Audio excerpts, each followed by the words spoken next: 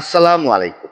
সবাইকে স্বাগতম জানাচ্ছি সানাত ট্রাভেল ব্লগ থেকে নতুন আরেকটি ইন্ডিয়া ভিসা রিলেটেড ব্লগে।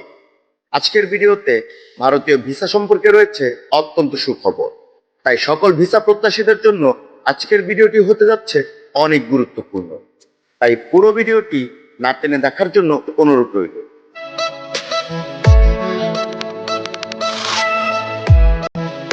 ভারতীয় বিজনেস ভিসা খুব শীঘ্রই চালু হতে যাচ্ছে। বর্তমানে ভারত সরকার বিজনেস এবং মেডিকেল ভিসার আবেদনপত্র গ্রহণ করা শুরু করেছে।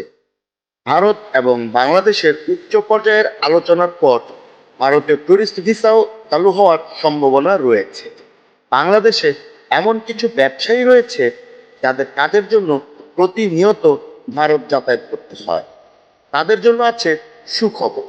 আশা করা যাচ্ছে আগামী আগস্ট বা সেপ্টেম্বর থেকে ভিসার জন্য কোনো প্রকার দালাল বা অন্য কোনো উপায়ে ভিসা করার প্রয়োজন হবে না। কারণ বাংলাদেশ সহ সার্কভুক্ত সকল দেশের ব্যবসায়ীদের জন্য ভারত সরকার চালু করতে যাচ্ছে ইন্ডিয়ান বিজনেস কার্ড, যে কার্ডের মাধ্যমে তারা ভারতে যাতায়াত করতে পারবে যত ইচ্ছে ততবার, যেখানে খুশি সেখানেই যেতে পারবে। বর্তমানে বাংলাদেশ ও ভারতের মধ্যে বাণিজ্যিক সম্পর্ক বাড়ানোর ক্ষেত্রে সবচেয়ে বড় বাধা হলো ভিসা জটিলতা। দুই দেশের সম্পর্ক এগিয়ে নেওয়ার লক্ষ্যে কাজ করছে ভারত সরকার।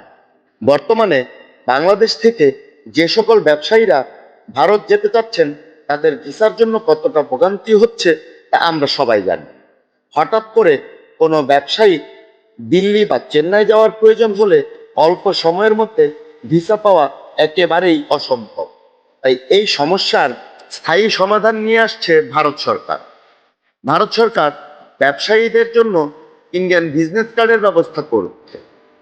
ইন্ডিয়ান বিজনেস কার্ড মূলত পাসপোর্টের মতো দেখতে। সকল ব্যবসায়ীরাই এই কার্ডের জন্য আবেদন করতে পারবে।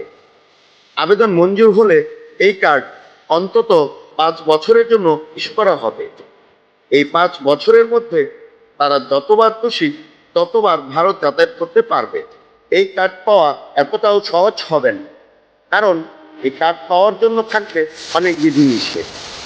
কি ধরনের বিধিনিষেধ থাকবে তা জানা মাত্রই আপনাদের সাথে শেয়ার করব। ততক্ষণ পর্যন্ত ভালো থাকুন, সুস্থ থাকুন। আসসালামু আলাইকুম।